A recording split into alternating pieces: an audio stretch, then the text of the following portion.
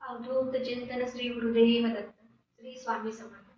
तुम्हा सर्वांचे माझ्या चॅनलमध्ये स्वागत आहे.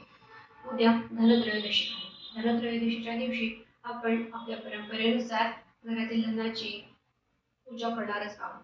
त्याबरोबरच आपण धन्वंतरीची देखील पूजा मांडणार आहोत. ही सर्व पूजा झाल्यावर एक महत्त्वाचा विधी आहे जो आपल्या सर्वांना करायचा आहे. तो विधी म्हणजे यमदीपदानाचा. आता सर्वात पहिला प्रश्न की यमदीपदान का करावे. आपल्या सर्वांनाच माहिती आहे की अपमृत्यूचे प्रमाण हे फार वाढलेले आहे. तरुणपणात लहानपणी संसार अर्ध्यावर सोडून अनेकांचा मृत्यू होत आहे. आपणा कोणालाच आवडणार नाही की आपल्या आजूबाजूला आपल्या परिवारात असा कोणाचा अपमृत्यू झालेला. त्यासाठीच हा करावयाचा विधी म्हणजे यमदीपदान. यमदूत काल आणि श्याम यांनी एकदा यमराजांकडे आपली व्यथा मांडली. ते म्हणाले की आम्ही यमदूत आहोत तरी सुद्धा आम्हाला असे तरुण मुलं मुली लहान मुलं यांचे प्राण घेताना अतिशय त्रास होतो. यावर तुमच्याकडे काहीच उपाय नाही का. त्यावर यमराज म्हणाले की जे कोणी कार्तिकातील त्रयोदशीला त्याशिवाय चतुर्दशीला माझ्या नावाने यमदीपदान आणि चतुर्दशीच्या दिवशी माझ्या 14 नावांनी तर्पण करतील त्यांच्यावर कधीही अपमृत्यूची अवकळा पसरणार नाही. त्यामुळेच हा यमदीपदानाचा विधी आपल्या सर्वांना करावयाचा आहे. आता आपण बघूया हा यमदीपदानाचा विधी कसा करायचा, कुठे करायचा आणि कोणी करायचा. यमदीपदान आपण वेगवेगळ्या प्रकारे करू शकतो. याच्यामध्ये मी एक दिवा बनवलेला आहे ज्याच्यामध्ये एकाच बाजू एकमुखी दिवा आहे आणि त्याला जोडवात लावलेली आहे. हा कणकेचा दिवा आहे ज्याच्यामध्ये मी मीठ न घालता थोडीशी हळद घातलेली आहे आणि हा असा दिवा बनवलेला आहे. त्याच्याच बाजूला 2 मुटके ठेवलेले आहे. हा एक प्रकार आहे. दुसरा प्रकार आहे की कणकेचाच मीठ न घालता थोडीशी हळद घालून आपण चौमुखी दिवा बनवू शकतो. आणि तिसरा प्रकार आहे आपण एक नवीन कोरी पणती घ्यायची आहे. त्या पणतीवर देखील आपण अशी जोडवात लावून दिवा तयार करू शकतो. आपण वेगवेगळ्या 3 प्रकारे दिवा तयार करू शकतो. तुम्हाला ज्या प्रकारचा दिवा शक्य आहे त्या प्रकारचा दिवा तुम्ही तयार करावा. मी ही एक प्लेट घेतली आहे. ती कागदी प्लेट आहे यूज अँड थ्रो वाली. त्याच्यावर मी थोडेसे तांदूळ टाकले. त्या तांदूळावर मी हा दिवा ठेवला आणि बाजूला हे 2 मुटके ठेवलेले आहेत. त्यामध्ये मी मोहरीचे तेल टाकलेले आहे. तुम्ही मोहरीचे तेल नसेल तर तिळाचे तेल टाकू शकता. समजा आत्ता तुमच्याकडे कुठलेही तेल ह्या प्रकारातले कुठलेही नसेल तर जे कुठले तेल तुम्ही पूजेसाठी वापरता ते तेल टाकले तरी चालेल. पण सहसा याच्यासाठी मोहरीचे तेल हे जास्त ग्राह्य धरले जाते. त्यामुळे थोडेसे अगदी मोहरीचे तेल मिळाले तर तेवढे टाकले तरी चालेल. मी त्याच्यामध्ये हा दिवा बनवताना 1 रुपयाचे नाणे टाकलेले आहे. एक कवडी असेल तुमच्या घरात तर कवडी देखील टाका. थोडे काळे तीळ टाका. हे सर्व टाकून झाल्यानंतर आपण त्याची हळदी कुंकू गुलाल अक्षदा आणि फुलं वाहून पूजा करायची आहे. आता पूजा करून घेऊ.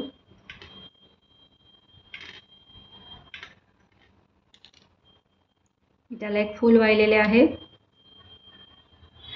आता तुमच्या घरातील जेवढे सदस्य असतील त्या सर्व सदस्यांना ह्या दिव्याची पूजा करायला सांगा.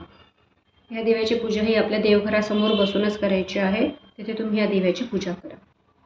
सर्व सदस्यांची पूजा झाली की हा दिवा असा हातात घ्यायचा आणि आपल्या घराच्या बाहेर जायचं. घराच्या बाहेर जाऊन उभे राहायचे, बसायचे नाही.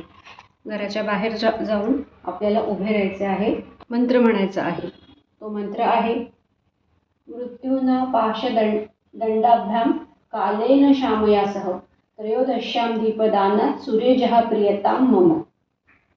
पुन्हा एकदा हा मंत्र तुम्हाला म्हणून दाखवते. मृत्यूना पाशदंडाभ्याम कालेन शामयासह त्रयोदश्याम दीपदानात सूर्यजः प्रियतां मम असं म्हणायचं. आणि हा दिवा दक्षिणेकडे तोंड करूनच उभं होतो त्या बाजूला हा दिवा असा ठेवायचा. त्यानंतर हा दिवा प्रज्वलित करायचा. दिवा प्रज्वलित करताना आपल्याला ओम यम यमाय नमः, ओम यम यमाय नमः हा मंत्र म्हणायचा आहे. ओम यम यमाय नमः म्हणताना हा दिवा तुम्ही प्रज्वलित करा. त्यानंतर पुन्हा या दिव्याला नमस्कार करायचा आणि पुन्हा एकदा आपल्याला तो मंत्र म्हणायचा आहे. मृत्यूना पाशदंडाभ्यां कालेन शामयासह रयोदश्याम दीपदानात सूर्यज प्रियताम मम. हा मंत्र पुन्हा एकदा म्हणायचा. दक्षिण दिशेला नमस्कार करायचा. घरातील सर्वांना दक्षिण दिशेला नमस्कार करायला सांगायचं आणि आपण आपल्या घरात प्रवेश करायचा. आता हा दिवा लावल्यानंतरचे आपल्याला 1-2 नियम आहेत ते पाळायचे आहेत. पहिला नियम काय आहे की हा दिवा तुम्ही प्रदोष समयी लावला तर उत्तम.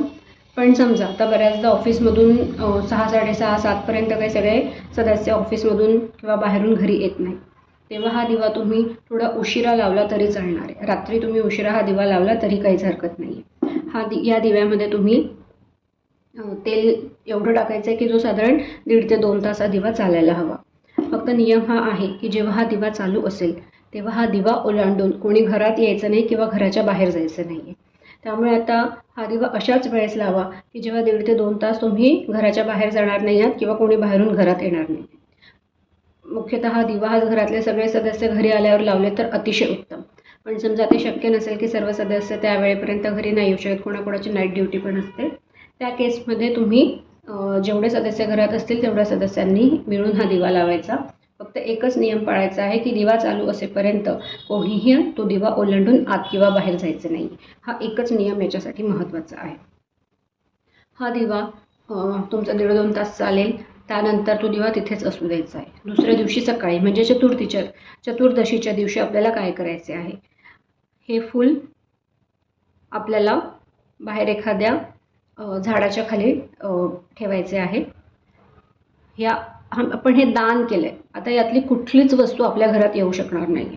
याचं दान आपण यमाला केलेलं आहे, त्यामुळे आपण यातलं काहीच घरात आणणार नाही आहोत. त्यामुळेच मी इथे यूज अँड थ्रोची प्लेट वापरली आहे.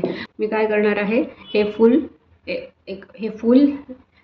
फूल आणि यातले जे कवडी असणार आहे ते मी पिंपळाच्या किंवा कुठल्या एखाद्या झाडाच्या ते थोडंसं खणून त्याच्यामध्ये हे पुरून देणार आहे. हे सगळं विसर्जित करायचं आहे. तुम्ही निर्माल्यामध्ये बाहेरच तिथे टाकून यायचे आहे. हे 1 रुपयाच्या नाण्यामध्ये तुम्ही अजून थोडेफार पैसे ॲड करून जर तुमची इच्छा असेल तर एखाद्या गरीबाला तुम्ही दान देऊ शकता. ह्या तांदूळांचं देखील तेच आहे. यात अजून तांदूळ ॲड करून जर तुम्हाला कोणाला दान द्यायचे असेल तर देऊ शकताय. तुम्हाला हे कोणाला दान द्यायची इच्छा नसेल, नको वाटत आहे हे मला दिलेलं जर कोणाला दान द्यायचं, तर सरळ हे तांदूळ तुम्ही पक्ष्यांना घालायचे आहे. आणि ही जी प्लेट असेल ती देखील आपल्याला याच्यासोबतच निर्माल्यात टाकायची आहे. त्यामुळे कटाक्षाने एक गोष्ट लक्षात ठेवा, जे आपण यमदीपदानात यूज केलेलं आहे त्यातलं काहीच वस्तू आपल्या घरात येणार नाही, म्हणून ही यूज अँड थ्रोची प्लेट वापरलेली आहे. अशा पद्धतीने आपण हा यमदीपदानाचा विधी करणार आहोत. बघा, सर्वांनाच अपमृत्यूची भीती वाटते आणि ही खूप स्वाभाविक आहे. तरुणपणी मृत्यू येणं यासारखी वाईट गोष्ट नाही. त्यामुळे मी सर्वांना कळकळीची विनंती करते की तुम्ही तुमची धनत्रयोदशीची पूजा झाल्यानंतर अवश्य हा यमदीपदानाचा विधी करा. त्याचबरोबर आपल्या आप्तेष्टांना, आपल्या मित्रमैत्रिणींना, सर्वांना हा विधी करण्यास सांगा. हा व्हिडिओ फॉरवर्ड नाही केला तरी चालेल, पण तुम्ही त्यांना तोंडी तरी ही माहिती द्या आणि त्यांच्याकडून हा विधी अवश्य करून घ्या. मी आशा करते की तुम्हाला हा व्हिडिओ आवडला असेल आणि तुम्ही हा यमदीपदानाचा विधी अवश्य कराल. अवधूत चिंतन. श्री गुरुदेव दत्त. श्री स्वामी समर्थ.